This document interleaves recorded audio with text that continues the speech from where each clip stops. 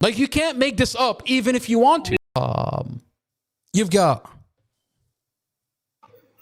I mean, we just heard Governor Youngkin so tough on crime, so tough on prosecutors, right? Like, I mean, do they really think that this community is so asleep? We put him in office, but now he's just, I mean, if you're going to lie to me,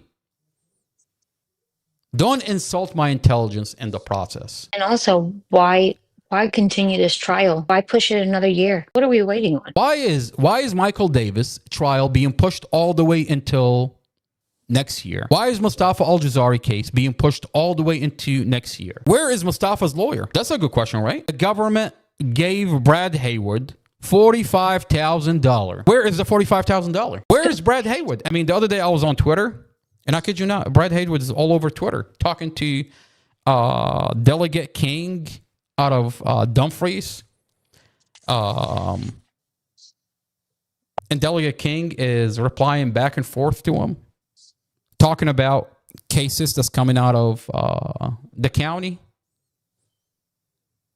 But he's nowhere to be found in the Mustaf AlJazari case. Why are they so scared of, standing up for what's right? And then you find out, when you listen to the audio between Mustafa and the investigator, Mustafa never said that. This investigator falsified Mustafa's statements. And then you watch the dash camera, you see Mustafa and Dorothy are passing back and forth a cigarette 6 times. They tell you the dash camera doesn't have audio.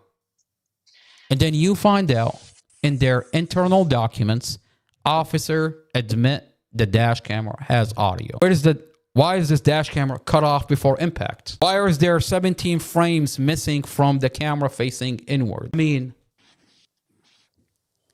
and now that the file is leaked, you see that they've lied about the whole entire thing. And then that someone, all of a sudden, is on the internet talking about that the police lied about me. Mustafa never gave me a brain injury. Mustafa never crashed a car, never gave me a brain injury. I never said that. The police claimed that Jason Nance said that. Then you find out there's a video on the internet that Jason Nance never said that. He says, I never said that. The police lied. So in the bond hearing, they said that Mustafa crashed a vehicle, gave someone a brain injury. In the second bond hearing, it gets even weirder. They say that Mustafa threatened a correctional officer inside the jail. Like, you can't make this up even if you want